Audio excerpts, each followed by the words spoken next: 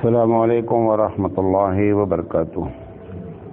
الحمد للہ رب العالمین والعاقبۃ للمتقین والصلاۃ والسلام علی رسولہ الکریم۔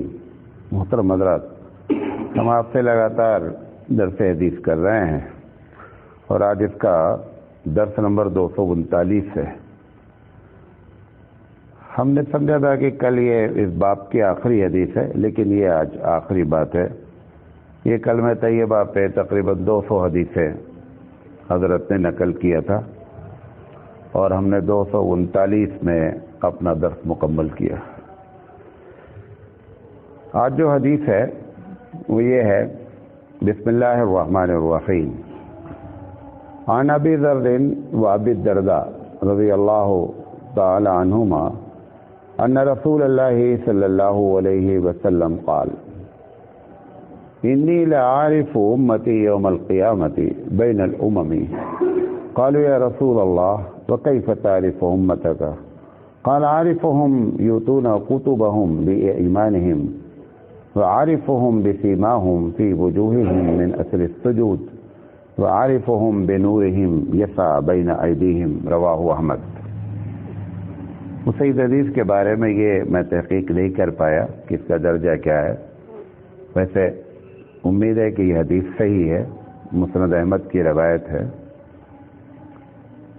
ابو ذر اور ابو درداء رضی اللہ تعالیٰ عنہ دونوں سے روایت ہے کہ اللہ کے رسول صلی اللہ علیہ وسلم نے فرمایا کہ انی لعارف امتی یوم القیامہ، کہ میں اپنی امت کو قیامت میں پہچان لوں گا، تمام امتوں میں۔ صحابہ نے کہا کہ یا رسول اللہ کیسا ایسا ممکن ہے؟ اربوں خربوں لوگ ہوں گے، تو آپ کو یہ بات کیسے معلوم ہو جائے گی کہ یہ میرے امتی ہیں؟ اللہ کے رسول صلی اللہ علیہ وسلم فرمایا کہ عارفہم یؤتون کتبہم بایمانہم، میں اس بات سے اندازہ کر لوں گا کہ میری امت کے لوگوں کو اللہ تعالیٰ جو ہے وہ دائنے ہاتھ میں ان کا رزلٹ ہوگا جب رزلٹ دیا جائے گا۔ وعارفہم بسیماہم، اور میں دوسری نشانی یہ ہوگی کہ ان کے پیشانیوں پر جو ہے وہ سجدے کا نشان ہوگا، اور تیسری نشانی یہ ہوگی کہ ان کے سامنے ایک لائٹ ہوگی، جیسے اندھیرے میں کوئی آدمی چلتا ہے اور سامنے اس کے ٹارچ ہوتی ہے، لائٹ ہوتی ہے، تو ان کے اس نور سے ہم پہچان لیں گے کہ یہ میرے امتی ہے۔ یہ حدیث پہ ہے۔ تینوں باتیں میں آپ کو جو ہے وہ بتانے کی کوشش کرتا ہوں کہ ایک ہوتا ہے کہ ہمارا محمد صلی اللہ علیہ وسلم کی امت میں ہونا، جیسے ہم امت محمدی صلی اللہ علیہ وسلم میں ہیں، یہ بات بھی بہت بڑی بات ہے۔ لیکن قوم کا جو سب سے بڑا آدمی ہے، جو امت کا جس کے نام پر امت ہے، وہ پہچان لے یہ ہمارے لوگ ہیں، یہ بڑی بات ہے۔ جیسے ایک مثال دینے کے لیے سمجھا رہا ہوں کہ ایک پارٹی ہے سیاسی، اس کا ایک قومی لیڈر ہے۔ قومی لیڈر جہاں بیٹھا ہوا ہے، ہزاروں کروڑوں لوگ کہتے ہیں کہ ہم اس پارٹی میں ہیں، لیکن کیا قومی لیڈر ان کروڑوں کو پہچانتا ہے؟ نہیں پہچانتا ہے۔ بہت خاص لوگوں کو پہچان پاتا ہے کہ یہ میرے پارٹی کے لوگ ہیں۔ تو بذات خود امت محمدی میں ہونا یہ تو آسان ہے، کیونکہ جو بھی یقینی بات ہے کہ مسلمان پیدا ہوا ہے وہ امت محمدی صلی اللہ علیہ وسلم کی پارٹی میں ہے۔ لیکن محمد صلی اللہ علیہ وسلم جان جائیں کہ یہ میرا امتی ہے، یہ بڑی بات ہے۔ تو اس میں تین نشانیوں کا ذکر ہے، اور ایک نشانی ایک دوسری حدیث پہ ذکر ہے کہ اللہ کے رسول صلی اللہ علیہ وسلم نے فرمایا کہ قیامت میں لوگ بہت پیاسے ہوں گے، تو مجھے اللہ تعالیٰ اجازت دے گا کہ آپ اپنی امت کے لوگوں کو حوض کوثر سے پانی پلا دیجیے۔ تو صحابہ نے یہی سوال کیا کہ اللہ کے رسول اتنے لوگ ہوں گے، آپ کیسے ڈسٹنگوش کر پائیں گے، کیسے امتیاز کر پائیں گے کہ یہ فلاں ہے، یہ ہماری امتی کا ہے؟ تو نبی کریم صلی اللہ علیہ وسلم نے فرمایا کہ ہم اپنی امت کو پہچان لیں گے اس طریقے سے کہ وہ جو وضو کرتے ہیں تو وضو کرنے کی وجہ سے جو ان کے ہاتھ دھلتے ہیں، چہرے دھلتے ہیں اور پیر دھلتے ہیں، تو یہ حصے خوب چمک رہے ہوں گے، ایک دم جھل جھل چمک رہے ہوں گے، تو میں سمجھ جاؤں گا کہ یہ وہ لوگ ہیں جو نمازیں پڑھتے تھے، وضو کرتے تھے، لہذا اللہ کے رسول ان کو پہچان لیں گے۔ پھر صحابہ نے اس پر ایک اور سوال کیا کہ اللہ کے رسول، پھر آپ نے مثال، سوال نہیں، اللہ کے رسول نے مثال دے کر کے سمجھایا کہ اچھا یہ بتاؤ بہت زیادہ گھوڑے ہوں اور سب گھوڑے کالے ہوں، لیکن اس پہ کچھ گھوڑے ایسے ہوں کہ جن کی پیشانیاں جو ہے سامنے کا حصہ سفید ہو، ان کا اگلا پیر اور ہاتھ دونوں جو ہے وہ سفید ہو، تو ان کالے گھوڑوں میں سے ان کو نکالنا آسان ہے کہ نہیں؟ کہا بہت آسان ہے۔ کہا ایسے ہی میری امت کے لوگ جو ہیں وہ وضو کرنے کی وجہ سے ان کے یہ چہرے ایک دم گورے ہوں گے، اور جس کی وجہ سے ہم ان کو وہاں سے نکال لیں گے۔ تو یہ 4 چیزیں گویا کہ میرے علم میں، یہ 3 تو ہے اور ایک وہ جو آپ کے سامنے بیان کیا۔ تو آپ سے جو کہنا چاہتے ہیں، ہم اپنے آپ سے بھی کہنا چاہتے ہیں، وہ یہ ہے کہ ہم کم سے کم ایسے اعمال کرتے رہیں کہ جس سے نبی کریم صلی اللہ علیہ وسلم کو ہماری آئیڈینٹیفیکیشن کرنے میں کوئی تکلیف نہ ہو۔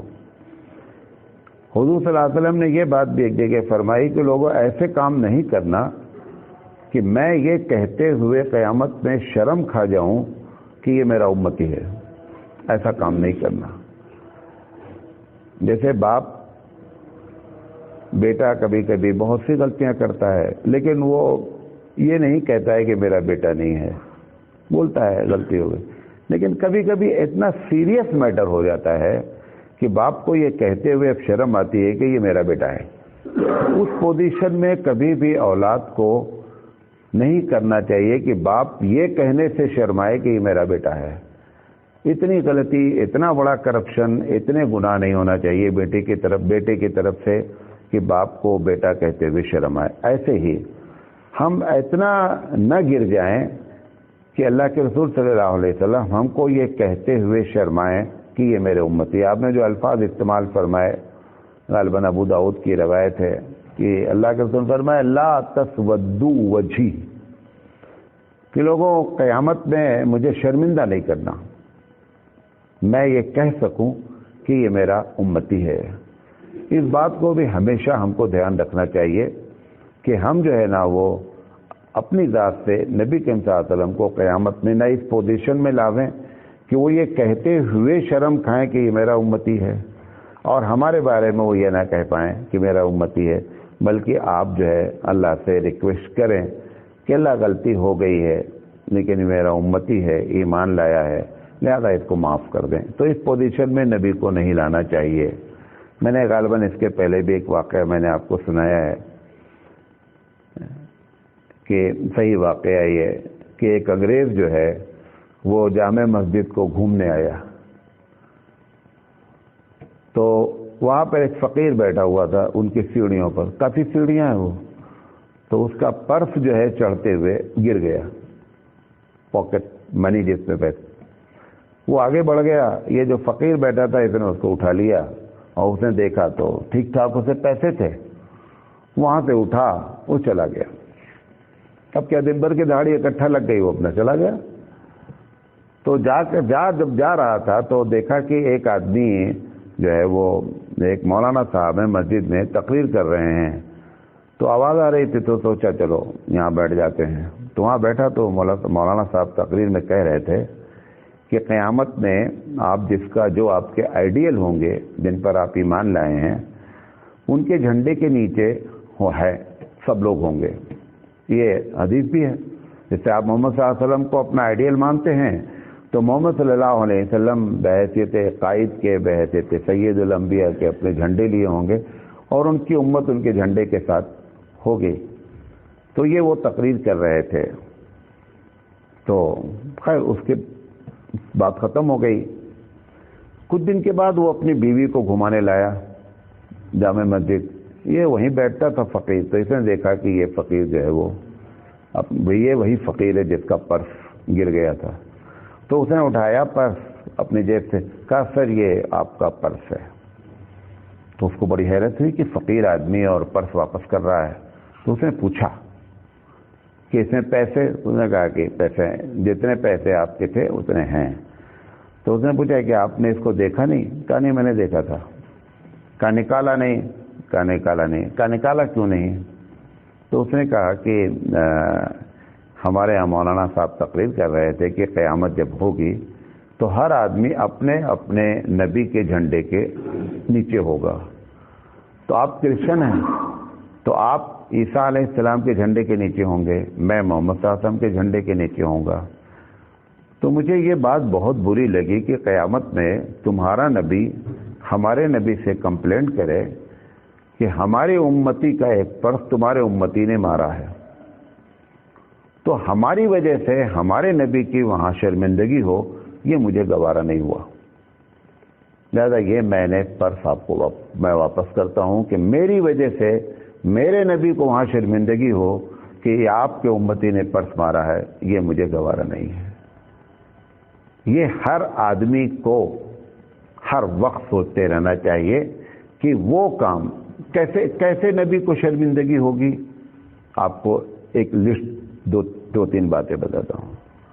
اس میں سب سے بنیادی چیز یہ ہے کہ جس چیز کو اللہ کے رسول نے منع کیا ہے وہ کبھی زندگی میں نہیں کریں. منہیات جسے کہتے ہیں. ایک ہوتا ہے کہ آدمی جو ہے وہ بہت سی نیکیاں کرتا ہے، لیکن اس کا منیمم درجہ یہ ہوتا ہے کہ منہیات رسول زندگی میں کبھی نہیں کیا جائے. جس کو حضور نے منع کر دیا ہے کہ یہ کام نہیں کرو، وہ کام قطعی نہیں کرنا چاہیے. اس سے نبی کو سب سے زیادہ شرمندگی ہوتی ہے. جتنے بھی چیزیں منع ہیں، مثال کے طور پر وہ کہتا ہے کہ سجدہ کسی کو نہ کرو.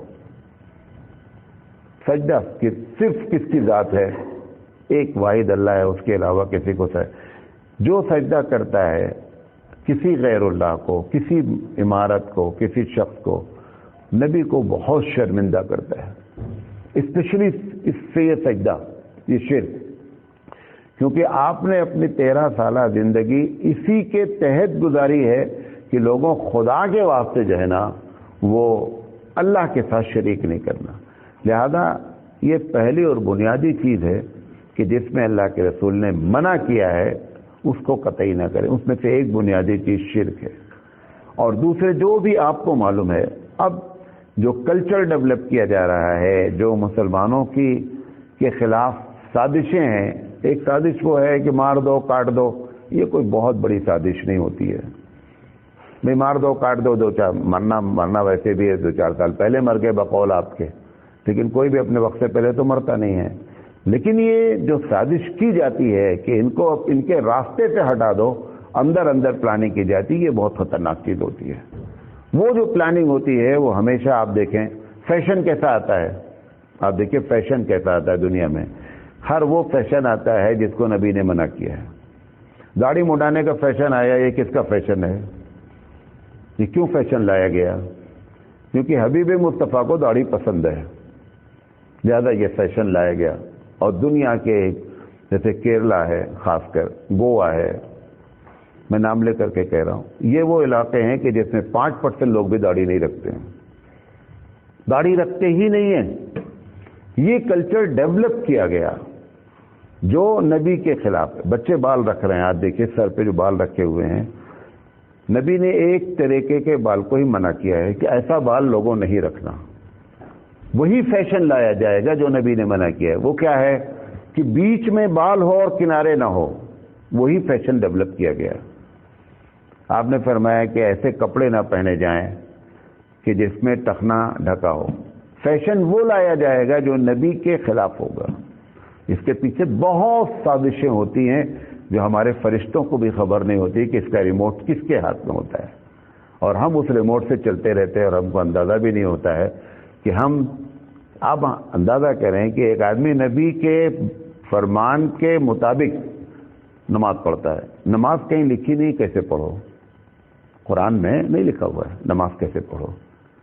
نبی نے بتایا ہے، آپ صلی اللہ علیہ وسلم نے بتایا کہ نماز ایسے پڑھو. سوال یہ ہے کہ آپ نے مانا کہ نہیں مانا نماز ایسے پڑھو؟ آپ نے کوئی اپنی اسٹائل نکالی؟ کوئی نہیں نکالی. تو سوال یہ ہوتا ہے کہ ایک آدمی ایک بات میں نبی کی بات مانتا ہے، دوسرے میں بولتا ہے کہ میری اسٹائل چلے گی. یہ ڈبل گیم ہو رہا ہے. یہ ڈبل گیم نہیں ہونا چاہیے. آپ نے پرنسپل سے کہا کہ میں آپ کے یہاں ایڈمیشن لینا چاہتا ہوں.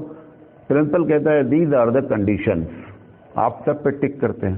آپ 5 پہ ٹک کریں اور 5 پر بولیں کہ سر یہ مجھے منظور نہیں ہے لیکن میں آپ کیا پڑھنا چاہتا ہوں، کیا بولے گا؟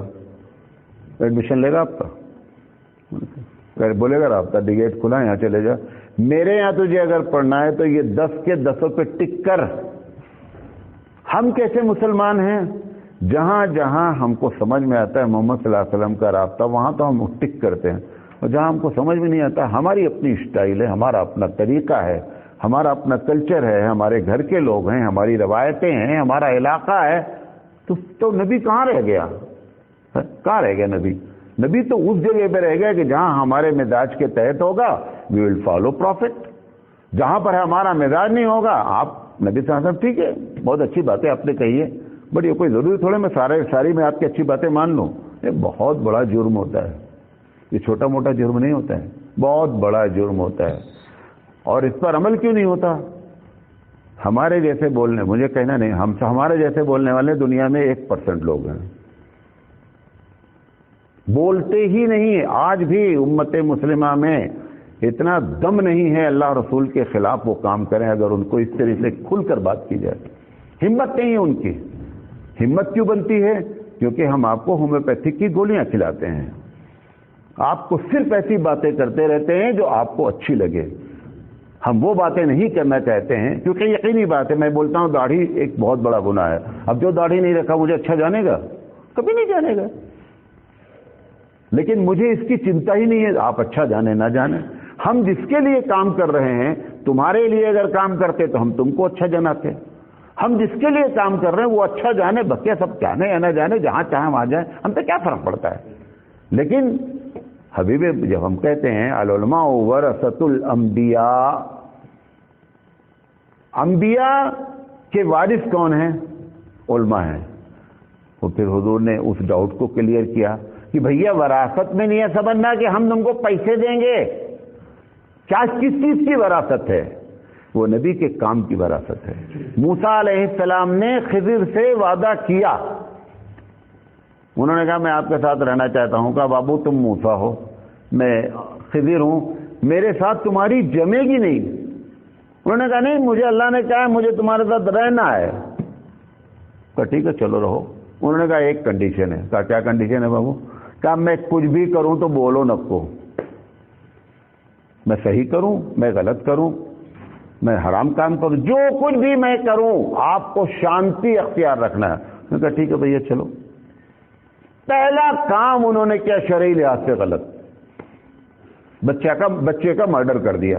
گلی میں ٹہل رہا ہے بچہ، اٹھایا خضر نے پٹک دیا. یہ سب قرآن میں ذکر ہے، پٹک دیا. اب موسیٰ علیہ السلام کو کیا چاہیے تھا؟ وہ تو پہلے ہی وعدہ لے چکے ہیں نا یار کہ میں کچھ بھی کروں تو بولو نہیں. ہیں کون؟ لیکن رسول ہیں. رسول کی ذمہ داری ہوتی ہے کہ اگر برائی کی گئی جان بھی چلی جائے تو رسول خاموش نہیں رہے گا. فوراً انہوں نے کہا تم نے کیا کیا؟ کہا میں آپ کو پہلے بولا تھا نا کہ میں کچھ بھی کروں. پھر دوبارہ وعدہ کیا انہوں نے. پھر ٹھیک ہے نبی اپنے وعدے کو کبھی نہیں توڑتا لیکن رسالت اس سے اونچی چیز ہے. بات نہیں سمجھ رہے؟ رسالت اس سے اونچی چیز ہے. دوبارہ انہوں نے غلطی کی بقول موسیٰ کے. پھر ٹوکا انہوں نے کہا میں تم سے کہا تھا کہ میں کچھ بھی کروں تو بولو نہیں. کہا ٹھیک ہے بابو. تیسری مرتبہ انہوں نے بقول موسیٰ علیہ السلام غلطی کی. تینوں مرتبہ موسیٰ خاموش نہیں رہے. کیوں؟ کیونکہ رسالت کا درجہ اس سے اونچا ہوتا. اس کا وارث بنایا گیا کس کو؟ علماء کو. علماء نے کیا کیا؟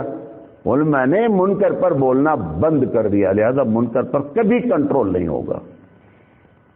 دھان کے کھیت میں گھاس نکلتی ہے. اگر کسان یہ سمجھ لے اپنے طور پر کہ دھان اوپر آ جائے گا اور گھاس نیچے ہو جائے گی، اس سے احمق کوئی کسان نہیں ہے. اگر دھان پیدا کرنے کا شوق ہے تو پہلے کیا کرنا پڑے گا آپ کو؟ گھاس کے نکالنے کا انتظام کرنا پڑے گا، تب جا کر کے دھان پیدا ہوگا۔ تم نے سمجھ رکھا ہے کہ دھان اپنے آپ اوپر چلا جائے گا اور گھاس نیچے ہو جائے گی، کبھی زندگی میں دھان پیدا نہیں ہوگا۔ اپنی انرجی برباد کر رہے ہیں آپ، کھاد ڈال رہے ہیں وہ بھی برباد ہے، پانی دے رہے ہیں وہ بھی برباد ہے۔ گھاس نکالو۔ 13 سال تک خدا کی قسم کھا کے کہتا ہوں، حبیب مصطفیٰ کی ٹوٹل زندگی نبوت کی 23 سال ہے۔ کتنی ہے؟